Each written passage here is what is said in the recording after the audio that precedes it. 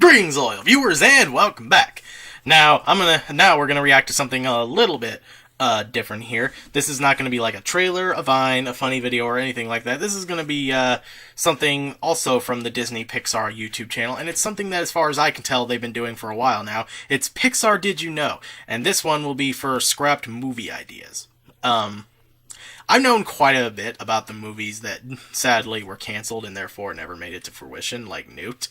But I'm also kind of interested to see the stuff in the movies that actually did come to fruition, at least ones that I really liked, to see of the ideas that didn't make it through. One of the only ones I'm very much aware of are the ones for Toy Story, but as we all know by this point, that was definitely for the best. So, not really much else to say here, so without further ado, let's get it on!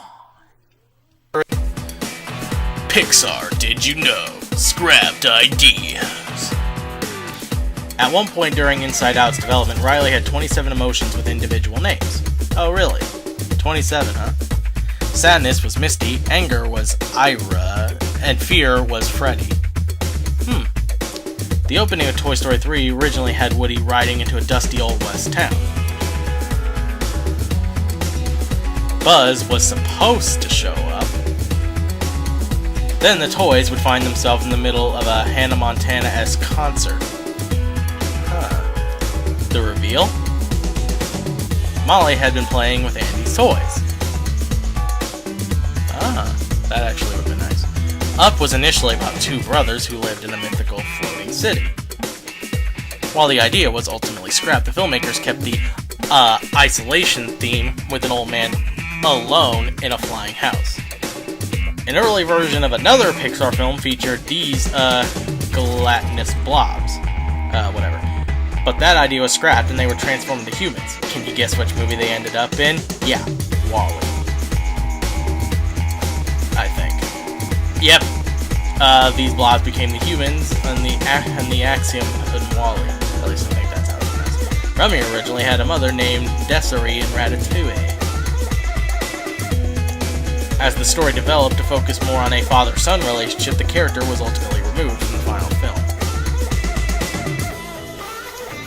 The inspiration for Cars came from an idea titled Yellow Car about a little electric car that lived in a small town. The character was disliked by the other cars due to its differences. What stuck? The small town setting, Fillmore, and Sarge. The incredible character design Teddy Newton originally drew Edna Mode much taller. Oh, I bet. Later, he did a funny doodle where she was only 3 feet tall. Director Brad Bird loved it, and Edna Mode, came to be. Simple, elegant, yet bold. Yeah, pretty much. The dentist from Finding Nemo went through a number of design changes. Yeah. Mike Wazowski in Monsters, Inc. went through even more design changes before the artist settled on his final form. I always wanted a pet that could kill me!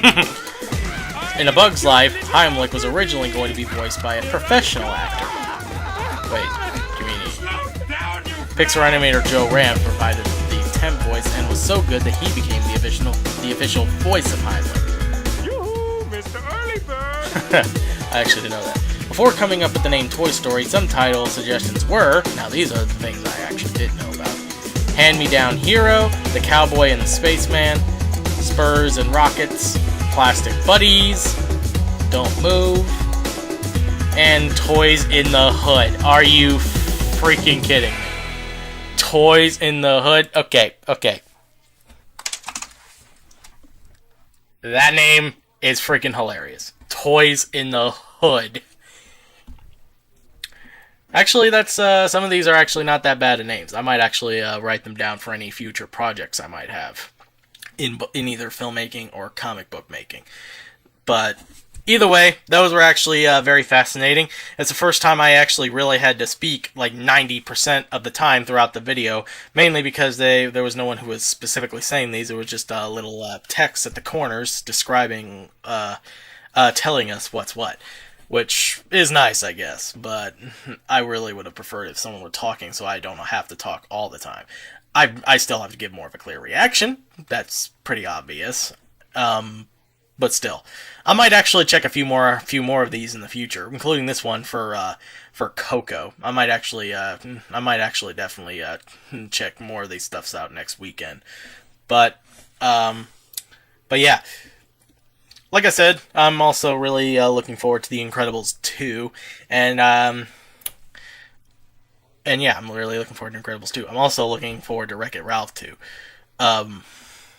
It's just a shame that Cat Icarus did not like the first movie, because it's to each their own, To me, as much as I do really like Wreck-It Ralph, it's one of those kinds of movies where people can also end up really not liking the movie for similar reasons that someone like me could. So I can't really be too mean. I can't really be mean or harsh at him just because he doesn't like something that I like, or dislike something that I do. After all, we all have differing opinions, and chances are we're gonna end up disagreeing with each other a lot. But it's important to just accept that. Something that my brother sometimes likes to tease me about, because let's just say we also have opinions that we disagree on a lot. But hey, to each their own. Am I right?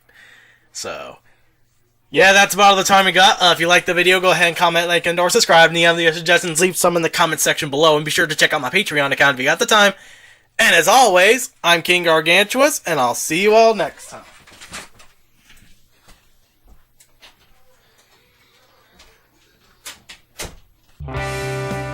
Hey guys, thanks for watching. Be sure to subscribe to me if you want to see more videos like this. Follow me on Twitter at King Gargantuas if you want to know what I'm up to.